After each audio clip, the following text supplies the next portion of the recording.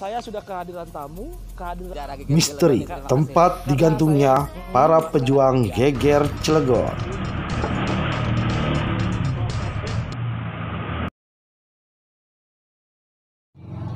Assalamualaikum warahmatullahi wabarakatuh. Teman-teman News Cilegon, kali ini saya berada di sebuah taman di kota Cilegon, yaitu Taman Pegantungan. Teman-teman, kenapa saya ada di sini? Kita akan melanjuti sejarah geger Cilegon, yaitu sejarah yang ketiga. Karena bulannya masih bulan Juli.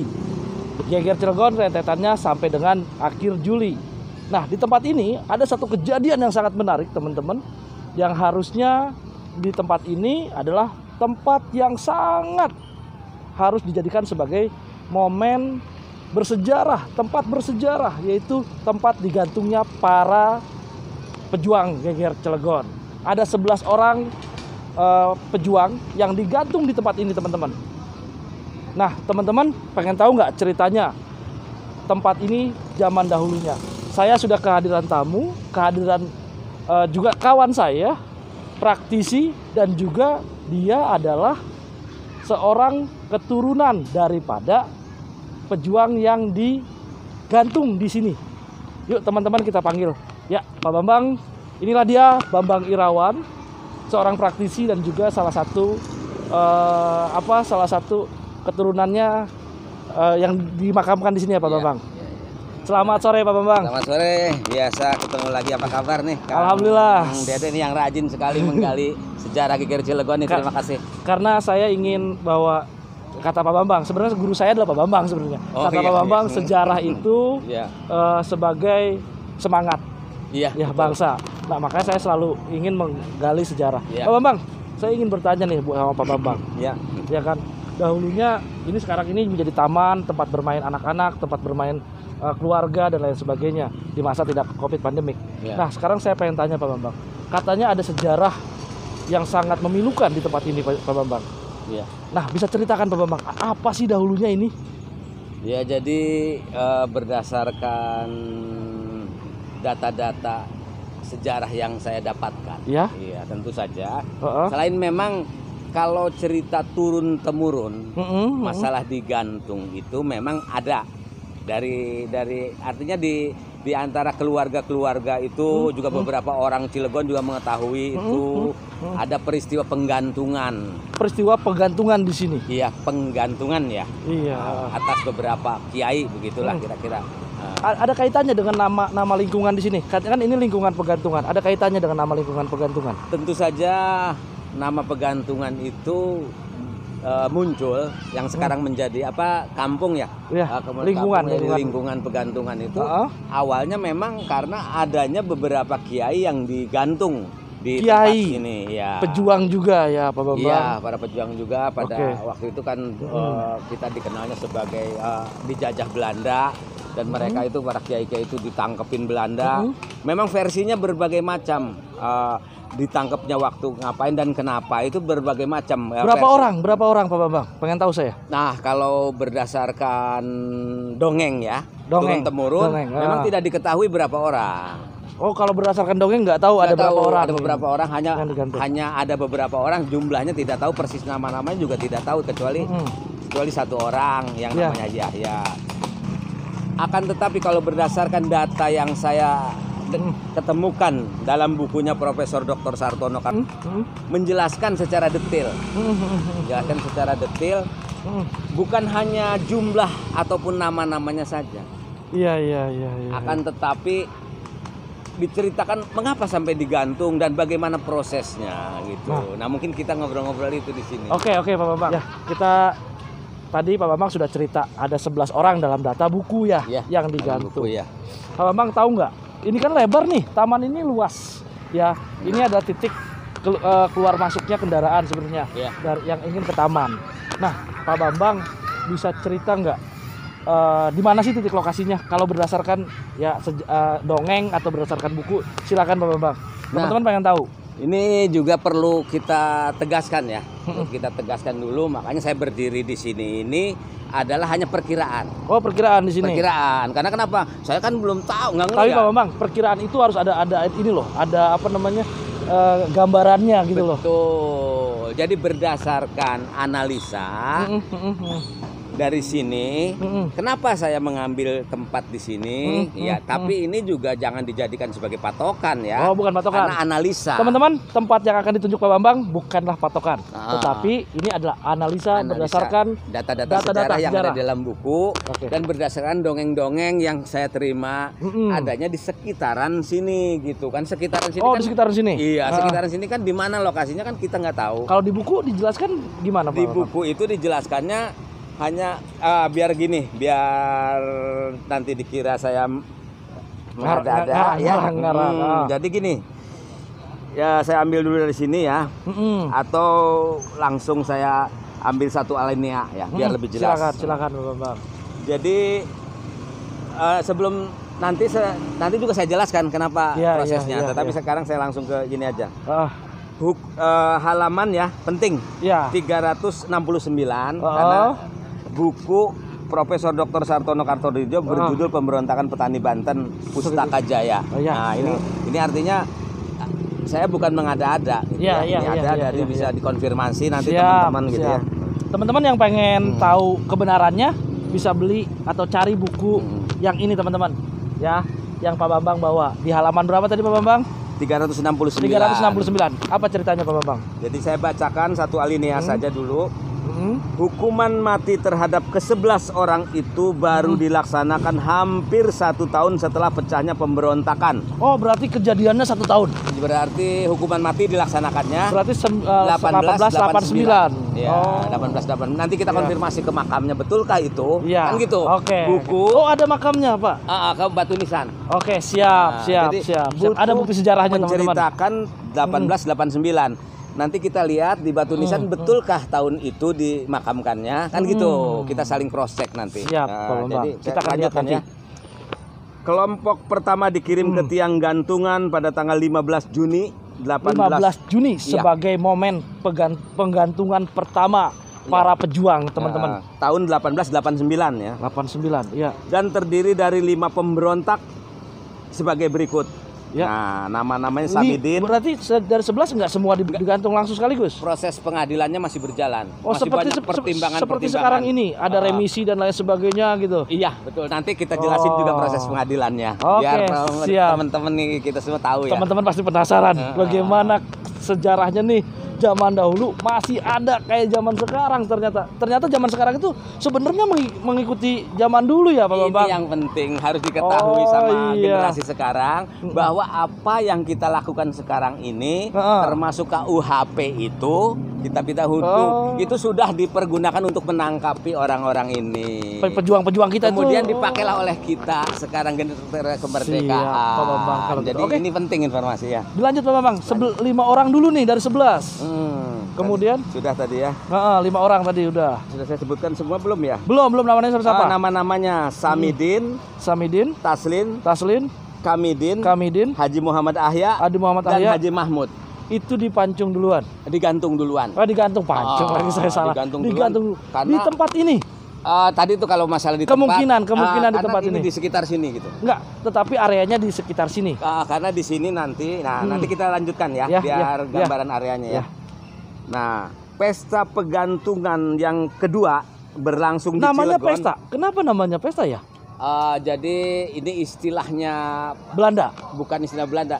Penulisan Sartono itu kan dia seorang sastrawan.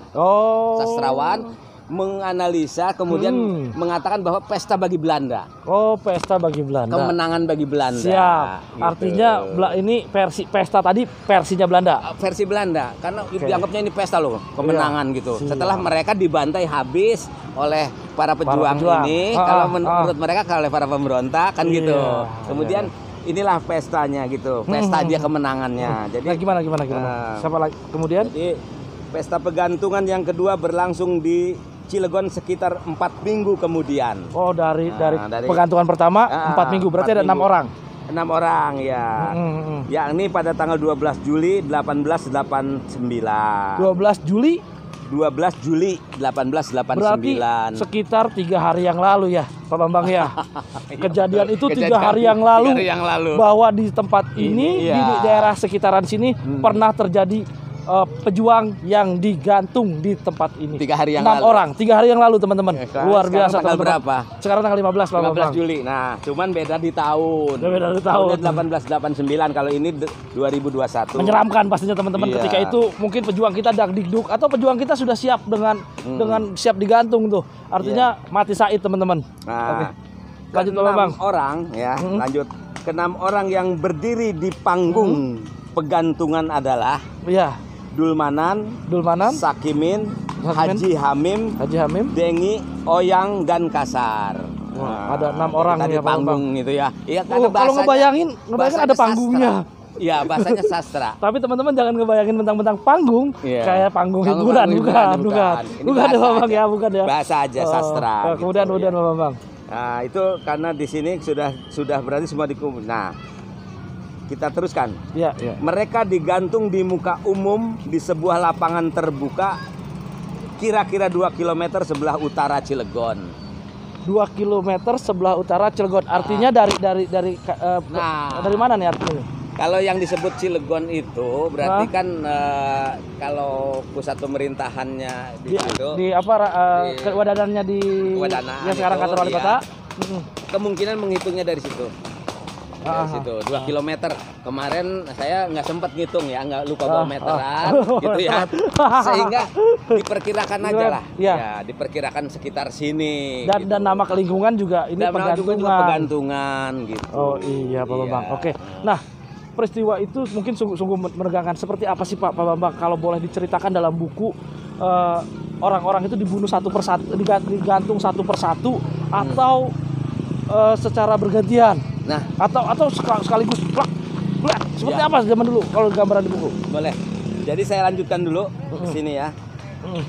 Tadi udah dijelaskan kalau di sekitar sini digantungnya 2 km dari katakanlah dari kota Cilegon. Kota Cilegon lah gitu. Dari perempatan polisi lah begitu. Ya, kurang lebih di sini. Kemudian kenapa digantungnya itu agak di lapangan terbuka pinggir jalan gitu. Pinggir jalan tujuannya apa? Agar banyak orang yang menonton ketika dilaksanakan pegantungan. Tujuannya untuk membuat shock terapi. Jadi rakyat itu jangan berbuat seperti ini karena akan terjadi seperti ini. Ya, tahu. Oke. Ya, maksudnya digantung di pinggir jalan. Supaya masyarakat itu jangan ikut memberontak gitu ya. Selama dengan pemerintahan. Artinya digantung itu buat takut-takutin ya. Takut-takutin, dan memang itu di semua pemerintahan dalam periode pemerintahan pasti begitu. Untuk nakut-nakutin masyarakat agar tidak memberontak kepada pemerintah. Di mana-mana, negara manapun, siapapun yang berkuasa pasti melakukan itu. Sama. Oke, Pak Bambang. Nah, tadi pertanyaan saya belum dijawab tuh. Bagaimana cara menggantungnya? Jadi akan tetapi hampir tidak ada orang yang datang menyaksikannya. Oleh karena adanya kepercayaan di kalangan rakyat bahwa pada peristiwa itu orang mudah terkena beraja. Apa tuh beraja? Beraja itu saya waktu kecil tuh gini, kalau ada orang berantem gitu kena golok gitu, kita yang ngeliatnya sawan gitu. Oh, kena sawan lah, kena sawan. Dan setelah itu juga kita jadi sakit juga. Oh, artinya karena ini yang mau digantung para kiai, para pejuang takut kena bala lah. Nah, kena bala. Jadi mereka tidak ada yang datang waktu digantung itu. Sepi. Nah, ini saya jawab nih. Sepi, saya jawab nih. Menarik nih. Beraja itu ya, beraja tadi saya jelasin beraja itu satu kekuatan jahat yang terutama menyerang anak-anak terutama gitu. Tetapi kalau dalam penggantungan ini orang tua yang takut. Kenapa bisa begitu? Mungkin karena ini para kiai yang mau digantungnya. Itu sugesti itu dibuat oleh Belanda. Zaman dulu kita juga menciptakan orang kita yang menciptakan pada anak-anaknya. Sugesti ya. Kalau ada peristiwa-peristiwa gitu anak-anak kita tuh suka sakit, berantem gitu ya. Orang bacok-bacokan gitu kan. Zaman dulu. Nah, orang-orang yang sudah tua dan yang sedang sakit biasanya itu anak-anak, orang-orang tua yang sedang sakit. Tetapi dalam peristiwa ini semua nggak ada yang datang. Gitu. Kenapa? Nah, kenapa? Ya, kok bisa kenapa sepi? Ya. Satu hal yang menarik adalah bahwa pada hari pertama pelaksanaan hukuman gantung itu penduduk ini berpuasa. Puasa Ramadan. Puasa Karena besok karena kiai ada penggantungan, para kiai. Mereka semua justru berpuasa tinggal di rumah. Hebat ya teman-teman, kompak masyarakat. Satu Cilegon berpuasa ya nama penduduk itu berarti yang harus menyaksikan ini tidak ada. Mereka justru di rumah berpuasa 1 hari menjelang. 1 hari menjelang pelaksanaan kan sudah diumumkan tuh. Itu masyarakatnya berpuasa luar biasa. Terus kemudian Pak Bambang nambah seru nih. Sebagai tanda simpati kepada orang-orang yang dihukum mati itu. Sebagai tanda simpati, bukannya nonton, malah puasa di rumah. Ya. Bahkan saya pernah mendengar ada yang cerita, kebetulan dari keturunan-keturunan, ini cerita mulut. Iya.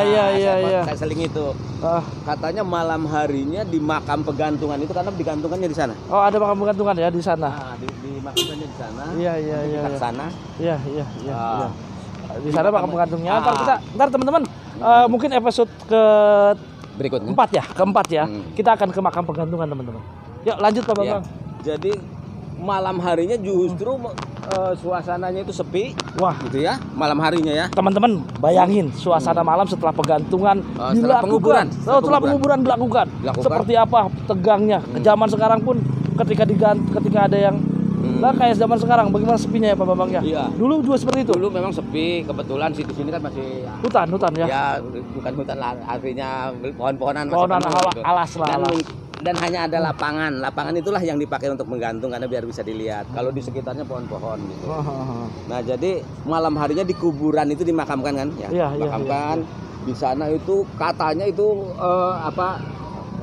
gambaran dari cerita turun temurun itu malam itu ada cahaya. Ada cahaya? Iya. Maksudnya dari kuburan? Yang menyelimuti tempat, katakanlah ini dikubur di sini ya. Iya. Dari jauh itu, di atasnya itu diselimuti cahaya. Berwarna-warni atau hanya cahaya putih? Cahaya putih. Ya, di makamnya itu. Kalau kita ngelihat dari sini kan, gambarannya kita ngelihat ke sana. Di sana itu tempat itu diselimuti cahaya terang. Ada penampakan atau apa yang? Tidak, hanya cahaya terang aja seperti siang gitu. Teman-teman nanti kita akan lihat teman-teman. 3 hari yang lalu adalah momen di mana digantung dan dan dikuburkannya juga. Nah, kita akan lihat posisinya. Ada penampakan apa nanti teman-teman? Ya, teman-teman. Oke, Pak Bambang dilanjut sejarah ceritanya. Jadi kita coba bagaimana proses sampai digantung proses pengadilan itu ya. Gimana Pak Bambang prosesnya? Dalam buku ini apapun yang diketemukan oleh Profesor Dr. Sartono ditulis. Apakah itu yang menjelek-jelekan pihak Belanda atau yang menjelek-jelekan kepada ini semua ditulis. Inilah buku yang paling lengkap sekali. Jadi kita tidak bisa, artinya dalam satu sisi mungkin Sartono menyalahkan pemberontak atau pejuang. Di sisi lain juga dinyalahin karena data yang beliau ketemukan seperti itu. Apa yang terjadi sebenarnya Pak? Nah, misalnya, kenapa mereka digantung sih Pak gitu loh? Jadi setelah terjadi pemberontakan itu kan kalau secara detail sudah diceritakan ya. Tetapi intinya begini, mereka ini ada operasi penertiban. Operasi militer judulnya ya. Operasi militer itu yang namanya operasi penertiban. Ya, misalnya di mana-mana, di negara mana sekarang juga begitu. Kalau ada sesuatu pemberontakan, ada operasi penertiban. Tetapi memang ada gerakan tutup mulut itu ya yang sudah. Masyarakatnya gerakan tutup mulut. Akhirnya tetap dalam pengadilan itu beberapa orang itu diadil kembali. Ada yang dilepas. Tidak ada saksi, tidak ada bukti. Bahkan kalau saksi palsu, nah ini yang angkat saya.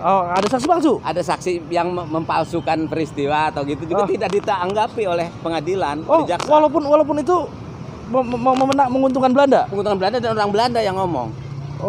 Jadi artinya pengadilan itu harus adil seadil-adilnya ya Pak Bambang ya? Kalau masalah adil relatif kata Pak Haji Nasir kemarin ya. Relatif. Tetapi minimal tahapan-tahapan itu dilakukan. Siap. Boleh Pak Bambang ceritakan Pak Bambang pengadilan si saksi palsu. Jadi ini halaman 368 ya. Di halaman 368 teman-teman. Di alinea ke berapa saya lupa lah pokoknya halaman itu. Selain dari itu, ada banyak petunjuk yang kuat bahwa orang-orang tertentu yang telah selamat dari pembantaian tanggal 9 Juli karena dibantai itu. Dibantai sama Belanda. Belanda kita yang bantai. Oh, gantung Belanda. Mereka orang kita yang bantai. Orang kita yang bantai, iya. Lanjut. Yang selamatnya nih, yang selamatnya. Seperti istri Dumas. Istri Dumas itu juru tulis di kantor asisten residen namanya Hendrik Francois Dumas. Oh iya, itu dibantai istrinya selamat. Istrinya selamat. Nah, satu lanjut. Ya yang selamat ya. Kemudian Mary Bassett. Mary Bassett ini salah seorang anaknya dari Ulrich Bassett, kepala penjualan garam. Bapaknya. Oh iya, ada sejarah juga di Kampung Gudang ya. Kampung Gudang itu sejarahnya adalah gudang garam, ya. Gudang bukan gudang garam rokok ya, teman-teman. Tanda kutip. Itu adalah gudang penyimpanan garam. Ya. Oke. Ya, lanjut ya. Jumlah yang dapat mereka kenali hampir tak dapat dipercaya. Besar sekali. Berapa jumlahnya? Ya, ini kemungkinan bahwa banyak di antara orang-orang itu tidak pernah mereka lihat sebelumnya. Jadi yang ditangkapin itu banyak gitu. Main tangkap aja. Main tangkap aja dibawain ke proses pengadilan. Iya. Ya Pak, nah, jaksa bingung dong. Hadirkan saksi itu yang tadi Dumas. Bukan ini. Bukan ini. Mereka justru memperkuat gitu ya. Berarti istri Dumas itu walaupun suaminya dibunuh ketika menghadirkan orang lain tidak diasal tuduh ya? Justru ini yang menuduh. Menuduh. Tapi di logika pengadilannya tidak ketemu. Gitu.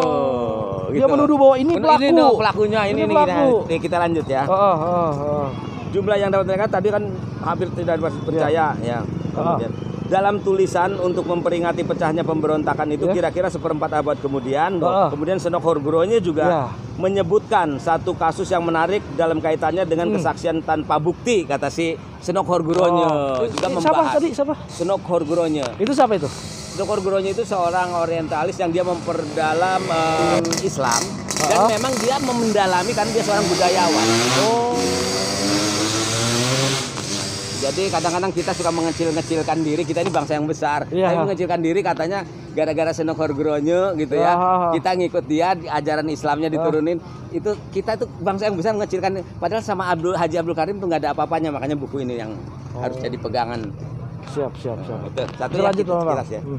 Kemudian oleh karena ya kemampuan wanita Senok Horgronya tadi ya memberikan salah seorang dari dua wanita tersebut.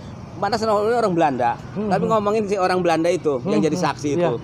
Jadi oleh karena kemampuan wanita itu untuk mengenali penduduk desa yang dicurigai luar biasa, katanya kok dicurigai luar biasa, maka pengamat pribumi mulai menyayangkan apakah kesaksiannya dapat dipercaya. Gitu. Beberapa pejabat pribumi lalu mencoba mengujinya dan menghadapkannya dengan salah seorang di antara mereka yang menyamar sebagai seorang kuli. Tanpa ragu-ragu ia mengenalinya sebagai salah seorang berandal atau pemberontak dan bercerita panjang tentang kejahatan-kejahatan yang telah dilakukannya. Kisah yang boleh dikatakan menggelikan itu menunjukkan bahwa kesaksian itu tidak dapat dipercaya. Artinya kesaksian orang dua itu perempuan ini yang suaminya meninggal dibantai. Dibantai. Itu nggak dipercaya. Dalam kajiannya Senok Horgronya memang nggak lucu gitu menghadirkan orang yang dihadirkannya itu orang ini berandalan. Jadi seakan-akan ini loh. Yang ikut berjuang itu berperan dalam pemberontakan orangnya gitu. Paham nggak? Paham. Dan itu diketawain sama Senok Horgronya. Istilahnya lu macam-macam aja. Nuduh orang gitu ya kan, nggak nyambung kira-kira gitu kajiannya. Itu preman kok ikut-ikutan berjuang, itu orang nakal, yang berjuang adalah kiai gitu maksudnya. Begitu, nggak nyambung sama rangkaian peristiwa ini. Karena si orang ini juga cerita kejahatan perampokan. Berarti yang diambil tuh perampok dia ceritanya gitu. Yang dihadirkan oleh itu. Oleh si perempuan ini.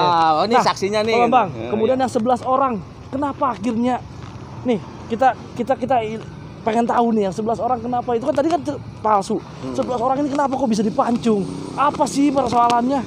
Nah, memang bukan cuma dihukum gantung. hukum Hasil gantung. Keputusan sidang itu kan ada yang dilepasin juga. Iya.